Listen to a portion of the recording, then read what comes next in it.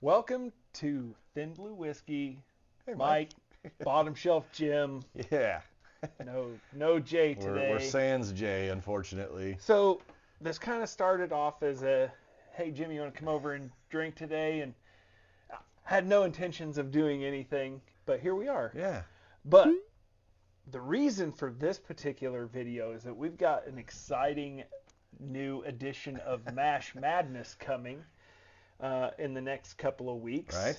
And it is going to be, this year we've decided to do all 100 proofers. So we have 16 100 proofers. The way we did it was we have what we felt like was 4 complete tater bottles. Yep.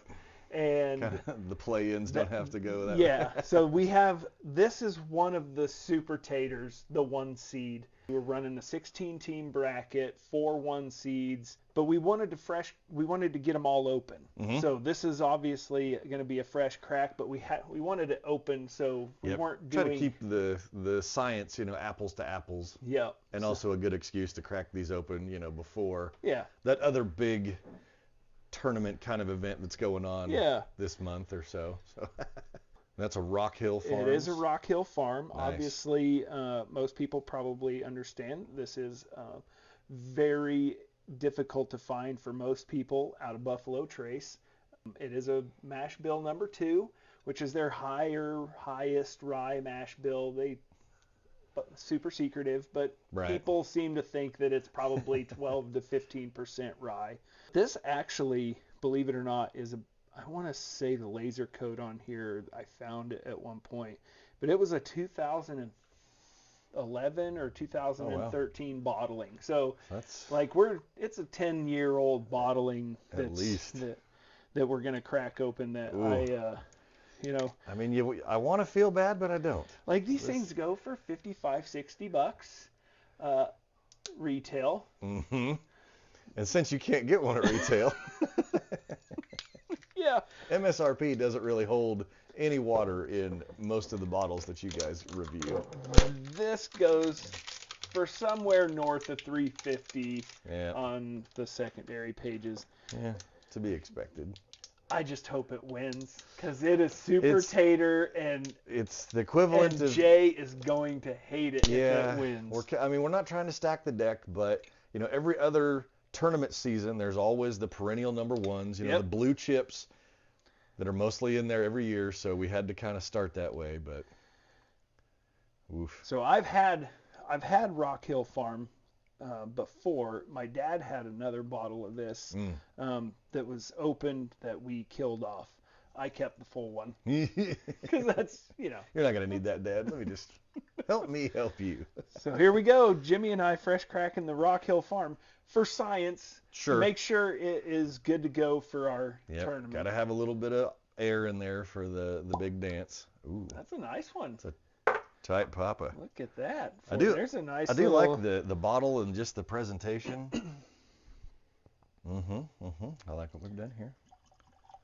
I'm just going with the J. Yeah, that's with the J pour.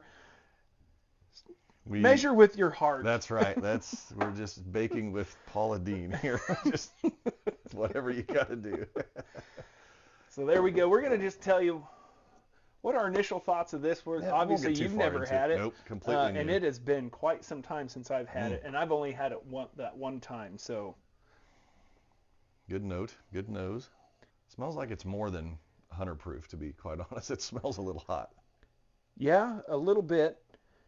I'm getting that grapey thing going on. Really? But it's not a note that you have really come to get yet, even on some of the Buffalo Trace stuff. Just my lack of kind of grape education. So it is so prototypical. It's good. It is your standard bourbon notes. Lots of caramel, vanilla. There is that, I'm going to say grape. I don't get it on all of Buffalo Trace stuff, but some kind of a sweet fruit-ish. Yeah. Kind of. Stone fruit type thing. I don't know, man. I can taste the rye content Yeah. You know, and again, if you would have never told me, obviously, when you look these up on the internet, you never get the exact mash bill. You get kind of the best guess based on the pros. It's a little high in rye for me, but it's not bad. I'm kind of digging that. It's a little thin. Mm-hmm. There's not a lot to it. Yeah, it's not super viscous on the mouthfeel. The flavor is really good. It does have that little bit of a baking spice kick. If you like a little bit higher rye bourbon, yeah, this is probably going to be up your alley. It's not overpowering, but you could, I mean, it kicks itself out versus a number of other 100 proofers that we're going to try to stack against it in the bracket play. Yeah, so I can already tell I'm going to lose 2-1 with whatever this one's up against, but you know. So the way we did it, I randomized everything. So what we did was we picked the 4 tater bottles. Those are our 1 seeds. And we'll do a splash of everything that's going to be in the bracket. So then we handpicked the number 2 seeds, and those were not really taters, but ones that we felt like were supposed to be really pretty darn good. Like Kansas. Supposed to be good. Not going to be a 2. Yeah, they're going to be lucky to get into the top 4 seeds. I think we're playing for that, 5-12 upset game this year. So. Wouldn't that be something? Oof. Anyway, back to whiskey. No, but then we randomized everything else. So the 1 seeds were randomized where they went in the bracket. That's 2 seeds were randomized where they went in the bracket. And then the other 3 and 4 seeds were all randomized, and matchups were randomized. Yep. And I was running a double randomizer wheel, one on my computer, one on my phone, and I was picking which bottle went to which bracket, which bottle played which bottle. It was pretty fun. This man is all about making sure that it is accurate and scientifically relevant. But we do have an interesting matchup. We got some bangers already. Because we have 17 bottles picked out, all 100 proofers, which means we have a play-in game. Ooh, I like the play-in. Yes. So the play-in game Get you a good Tuesday night game. Benchmark Bonded versus Evan Williams Bottled and Bond. Well, you know, one of those 2 bangers is on the bus before the tournament even starts. Really early. Well, you gotta show up in March. You know, we had good luck with both of those. But, and then the winner plays this. Oof, a $20 bottle going against, you know, the heavy hitter NIL school, the millionaires. Yeah. Yep. So that's what we got. Wow. Man, the Rock Hill Farms, fantastic. It's really good. It is not $350 good. No. I suppose if you can win a $30 raffle spot on it, if you're into playing the 10-spot raffles, and you get you a couple spots for a BOGO, you know, buy one get one for $35. I would probably even do that. It might be worth jumping in and see if you can score it. But man, if you're just out there looking for Rock Hill Farm, it's good.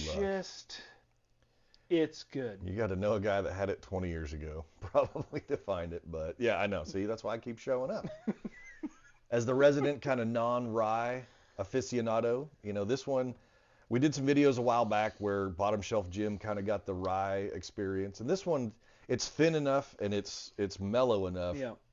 You know, you can taste it, but it just doesn't hit you over the head with it. So. Hard telling how this is going to open up now over the next week or so when we start the videos. Whoever goes up against it's got their hands full already. Can you imagine Buffalo Benchmark Bonded up against it? Mash Bill 1 going versus... up against cheap Mash Bill 1 up against it'll be not so cheap Mash Bill 2. Trying to just you'll pick the Bonded because it's the lower rye content probably and lower price, and I like it more. But you know, in a blind kind of area, who knows? But we're gonna drag you up a couple of shelves. We're going to do a montage later on in life and see where Bottom Shelf Jim started, and then Middle Shelf James is going to kind of get a cameo role here and there. So this is good. This is not bad. It's opening up just in the few minutes that we've been here. It's kind of losing, and maybe it's just because I think it's getting a little better. It's kind of losing this baking spice a little bit. It's kind of mellowing out. Now, I don't know if that's because we've had a few drinks now. versus Just fresh first pop. hit We had a every time. beer before we started this, but Palate cleanser. It has got a smoother vibe. It takes some of the kind of the sharps out of it. So, and I think it's got promise. yeah, that's gonna be a tough contender. one. Yep. So, again, that's a recommend. Yeah. Mike and Bottom Shelf Jim say, okay, would you buy it for 60? I'd buy it for 60. Yeah. And that it just hurts me to say that. But so you would be actually that price. Oh, I know. This is that segment where, we're going up. It I was used to 50 be like, US dollars. I know. now we're saying I'm trying to help stimulate the economy here. It's an election year. We got a lot of ownership on us, the taxpayers. So here we go. Hey, like, comment, subscribe. Yeah. Check out the merch. The Blue Glens new shipment coming in. Get you some of those. By the time this video, great. We'll have a whole nother Get some shipment out there. of Blue Glens. It's a conversation starter at any whiskey, tasting for you and your buddies. Yeah. Good story behind it. So yeah, shirts, hats. Yeah, buddy. Binder and barrel at gmail.com. I'm gonna put it right there because I know a guy. Mike is also our resident tech wizard, which is awesome because I get to take the day off every time I'm over here. All right, we'll see you next time right here on Thin Blue Whiskey.